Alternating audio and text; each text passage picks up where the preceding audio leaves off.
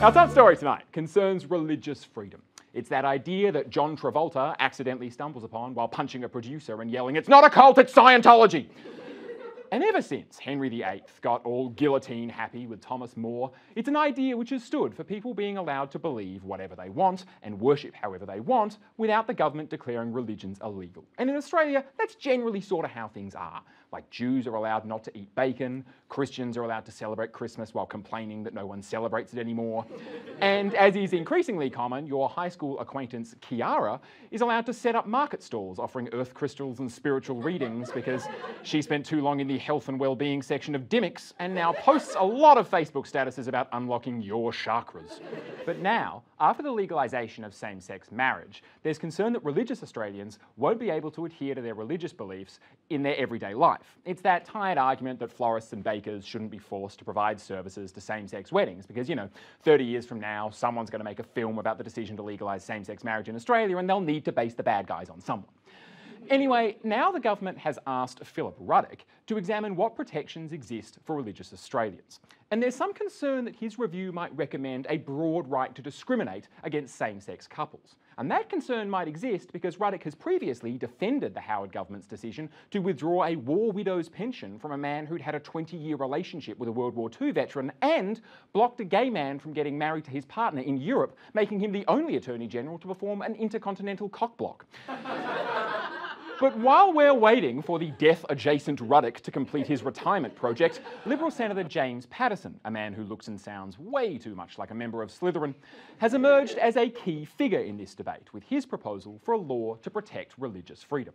And while exactly what laws he's proposing remains unclear, what is becoming clear through the examples he uses is what he perceives the threat to be to freedom of religion in Australia. So, to his examples. First, there's rugby star Israel Folau, who, if you listen to Paterson, you'd think was being forcibly renamed the occupied territory since at least the 1967 Arab-Israeli War, Folau.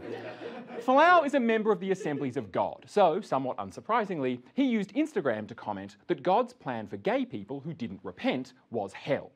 And yes, Folau copped a lot of online abuse for saying that, presumably because people feel totally justifiably let down that they can no longer look to rugby union players for leadership on the complex moral questions of our age. And after Shannon Noll blew up, pretty much the only leader they've got left now is Scotty Cam. But as an issue of religious freedom, what do we actually take from the Folau example? Well, Folau had some meetings with Rugby Australia and then nothing, really. He's still a member of the Assemblies of God, whatever that is, and he's still playing rugby union, whatever that is. Then there's Cooper's Brewery, who teamed up with the Bible Society to make a video to promote the idea that ordinary Australians could respectfully disagree about sensitive topics as long as they were drinking Coopers. Because you know how alcohol tends to be great for diffusing potentially explosive social situations. But as a result of the ad, some pubs and clubs around the country stopped serving Coopers, forcing Coopers to release a video apology with all the charm and charisma of two people who've just had a lecture on quarantine from Barnaby Joyce. Now, quite apart from the question of why a Conservative politician is suddenly concerned that people aren't drinking enough alcohol, that's not really an issue of freedom of religion. That's just a boycott. They've been around for ages, whether it's, the Olympics or Nike using sweatshops or Trump voters boycotting Netflix for being too diverse. Some people alter their consumer behaviour because they think they can change the world, and that's not annoying, it's adorable.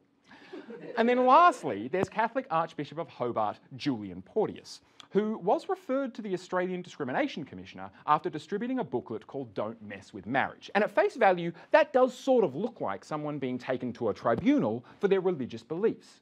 Until you discover that when Rabbi Shimon Cowan wrote a book which compared homosexuality to bestiality, said that gay people were trapped in their sexuality because of a ban on gay conversion therapy, and claimed that compounded promiscuity in male-male sexual relationships has contributed to AIDS, whilst possessiveness in lesbian relationships accounts for high levels of violence and abuse found in them, Porteous gave the book a quote for the cover describing it as a balanced, fair and courageous study of the nature of homosexuality. And you know what? I think he should be able to say that if he wants, if only so that the rest of us now know never to listen to another word Archbishop Julian Porteous ever says again. And not only do those examples show no substantive threats to religious freedom, but Senator James Paterson agrees there isn't a threat, saying he was not aware of any examples of people's religious rights being trampled or undermined since same-sex marriage was legalised, but that protections were still needed as reassurance. And it's great that Paterson is keen to protect Australia from future threats. It's a shame it's probably too late now to show him those climate change graphs, I suppose, and warn him all about fossil fuels. Ah, well, I mean, at least we'll have the freedom to worship whichever volcano god offers the best chance of survival now, I suppose. So yes, the examples Paterson uses don't really support his point, but they do demonstrate a broader point. The religious freedom he cares about is pretty much exclusively Christianity, when in fact, threats to religious freedom are most commonly directed in this country at Islam, like those Gold Coast residents who objected to a mosque that would cater to 200 rather than 40 Muslims because they've seen Field of Dreams and they know what build it and they will come means. Or the men in Queensland who take cameras into mosques and yell at people in the mosque until one of them gets angry, then they film that person getting angry so that they can release a video called "Angry Muslim Can't Take a Joke plus BMX Tricks and Welding Tips." Because here's the thing, freedom of religion has to apply to everyone. And if you want to let people act the way that their faith demands they act, then guess what? You're going to have Catholics potentially refusing to serve Protestants, Jehovah's Witnesses calling Red Cross employees heathens, and yes, possibly Sharia law, which means religious conservatives face a tough choice. If the price of being able to discriminate against gays is Sharia law, is that too high a price to pay? Do they hate gays more than Muslims? And you know what? I actually can't answer that question. I think they're going to have to look deep within themselves and work out how they truly feel about that at a fundamental spiritual level, you know? And you know what? If they need help with that, I got this friend called Kiara who might be able to help, really. We'll be right back.